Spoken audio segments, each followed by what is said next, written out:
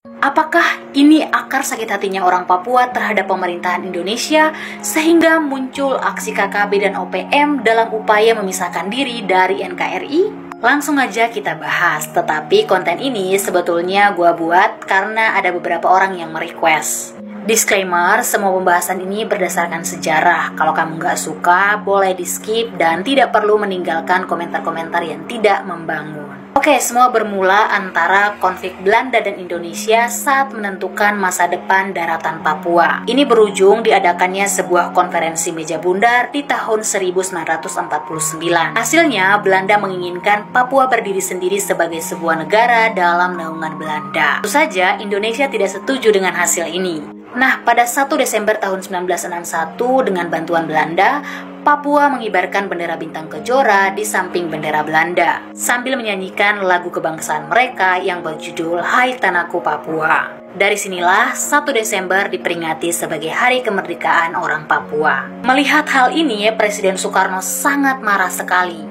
Akhirnya pada tanggal 19 Desember tahun 1961, Pak Karno secara resmi memerintahkan operasi Trikora untuk membabat habis orang-orang yang terlibat dalam aksi tersebut. Dampak dari operasi ini, banyak warga sipil yang menjadi korban sehingga ini menjadi rahasia gelap. Akhirnya pada tahun 1962 tercetuslah perjanjian New York melalui United Nations Temporary Authority. Hasilnya Belanda akan menyerahkan Papua kepada RI, tetapi syarat yang harus dipenuhi adalah RI harus mengadakan papera atau penentuan pendapat rakyat, agar rakyat Papua sendirilah yang memilih apakah mereka ingin ikut Belanda atau Indonesia. Hasilnya sebanyak 1025 suara orang asli Papua yang menandatangani memilih mengikuti Indonesia. Hal ini membuat Belanda kalah. Nah, papera Papua ini cukup kontroversi guys. Kalian sambil baca screen di atas ini ya.